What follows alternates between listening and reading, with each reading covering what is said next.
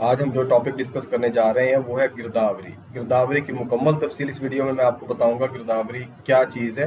तो इसलिए आप मुकम्मल इस वीडियो को लाजमी देखें ताकि आपको हर पॉइंट क्लियर हो जाए। So let's go to the topic. बिस्मिल्लाहिर्रहमानिर्रहीम। Welcome to real estate and technology. आज का हमारा पहला पॉइंट है कि गिरदावरी है क्या। गिरदावरी बेसिकली किसी भी ज़मीन का स्टेटस या उसकी हालत या उसकी मलकियत व कब्ज़ा और उसकी पैदावार को जानने का नाम है। लेट्स सपोज एक खेवट है या एक एकड़ है, ठीक है, उसके हम 3 खसरे कर लेते हैं। अब उन 3 खसरे अलिफ बे जीम के अंदर क्या पैदावार है, वो खसरे किसकी मलकियत है और उस लैंड का स्टेटस क्या है, क्या वो गैर मुमकिन आबादी है, क्या वहाँ से सड़क गुजर रही है या वहाँ कोई बंजर ज़मीन है। इस तरह की ज़मीन की डिटेल मालूमात जो है वो आपको गिरदावरी से हासिल होती है। गिरदावरी क्यों ज़रूरी है, किसी भी ज़मींदार के लिए गिरदावरी के बारे में जानना क्यों ज़रूरी है। बेसिकली जब आप इंतकाल करवाते हैं, इंतकाल करवा के मलकियत तो आप अपने नाम ट्रांसफ़र करवा लेते हैं कि इस खाते में आप शराकतदार हो गए हैं इस खाते के, पर उस खाते के अंदर किस ज़मीन पर आप काबिज़ हैं, क्योंकि सब खाता तो आपको पता वनडे करवा के वाहिद मलकियत नहीं होती ना, मुश्तरका खाता जात होते हैं कि मुश्तरका खाते एक मतलब 10 मरले एक रकबा है, उसके अंदर 10 मालकान है, सब मालकान का रकबा एक एक मरले हो गया उसमें, लेट्स सपोज।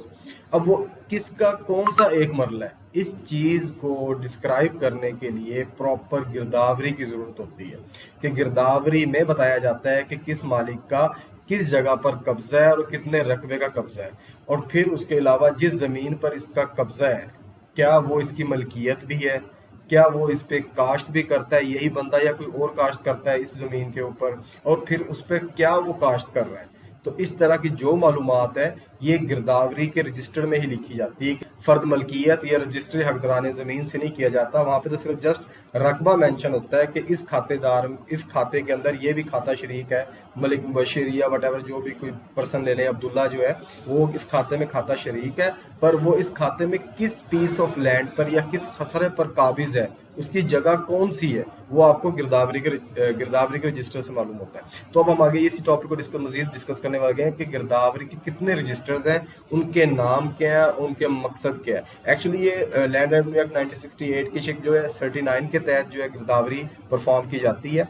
इसका नंबर पहला जो रजिस्टर जो हम डिस्कस करने वाले हैं वो क्रॉप इंस्पेक्शन रजिस्टर है।